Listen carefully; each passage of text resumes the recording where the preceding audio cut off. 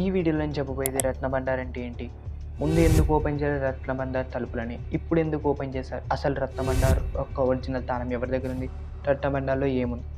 ముందుగా మనం హిస్టరీ తెలుసుకుందాం. పూరి జగన్నాథ్ దేవాలయం భారతదేశంలో ఒడిస్సా రాష్ట్రంలోని బంగాళాఖాతం తీరాన ఉన్న పూరి పట్టణంలో ఈ దేవాలయం ఉంది. కృష్ణ భక్తులు లేదా విష్ణు భక్తులు ఈ దేవాలయం ఎంతో ప్రియమైనది. ఈ దేవాలయం ఆలయం విగ్రహాలు చెక్కతో తయారు చేసి ఉండడం ఇక్కడి ప్రత్యేకత.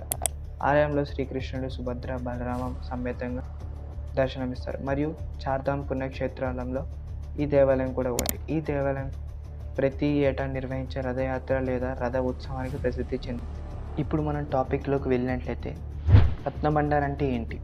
రత్నభండార్ అనేది ఒక గది. ఈ గదిలో 2 తలుపులు ఉంటాయి. ముందుగా బయట తలుపుని బహార్ బండార్ అని పిలుస్తారు మరియు లోపల తలుపుని బిత్తార్ బండార్ అని పిలుస్తారు. దీంట్లో ఆభరణాలు మరియు ముఖ్యమైన వస్తువులు ఉంటాయని చెప్తూ ఉంటారు. క్వశ్చన్ నెంబర్ 2, ముందు ఎందుకు ఓపెన్ చేయలేదు రత్నభండార్ తలుపులని?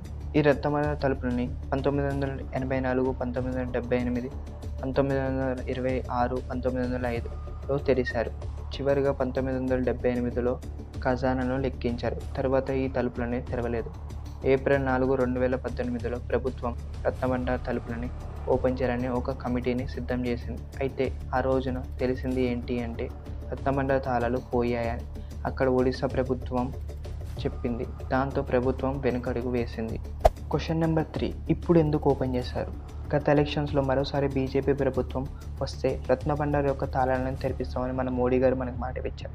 దీని ప్రకారంగా నిన్న మధ్యాహ్నం గుడి తలుపులను తెరిచారు ఖజానాను లెక్కించుటకు. క్వశ్చన్ నెంబర్ 4, అసలు రత్నభండార్ యొక్క ఒరిజినల్ తాళం ఎవరి దగ్గర ఉంది? రత్నభండార్ యొక్క అసలు తాళం అప్పటి ప్రభుత్వం బీజేడీ అనగా బాయ్జూ జనతా దళ్ పార్టీ దగ్గర ఉండేది. కానీ ఇప్పుడు వారి దగ్గర పోయిందని చెప్పారు. ఇది విన్న తర్వాత మీకు ఏమనిపించిందో కామెంట్స్లో చెప్పండి. చివరి క్వశ్చన్, రత్నభండార్‌లో ఏముంది? 46 సంవత్సరాల తర్వాత జూలై 14, 2024 మధ్యాహ్నం తలుపులను తెరిచారు. ముందుగా బయట తలుపుని స్నేక్ క్యాచెస్ మరియు మెడికల్ సిబ్బంది ద్వారా తెరిపించారు. అక్కడున్న ఆభరణాలను చంగద్గర్ మరియు ఫుల్గర్ వద్ద ఉన్న స్ట్రాంగ్ రూమ్‌కి తరలించారు. తర్వాత ముఖ్యమైన లోపలి తలుపుని ఓపెన్ చేయడానికి నకిలీ తాళం ఉపయోగించారు. కానీ అక్కడ ఉన్న 3 లాకర్స్ ఓపెన్ కాకపోవడంతో దాన్ని పగలగొట్టారు. పగలగొట్టిన తర్వాత లోపలికెళ్ళి చూడగా అక్కడున్న చెక్క పెట్టెలో బంగారం 1.2 క్వింటాల్స్ మరియు వెండి 2.2 క్వింటాల్స్ మరియు ఇంకా ఎన్నో ఆభరణాలు ఉంటాయని 1978 రిపోర్ట్స్ ద్వారా తెలిసాయి. ఈ ఖజానాను స్ట్రాంగ్ రూమ్‌కి తరలించారు.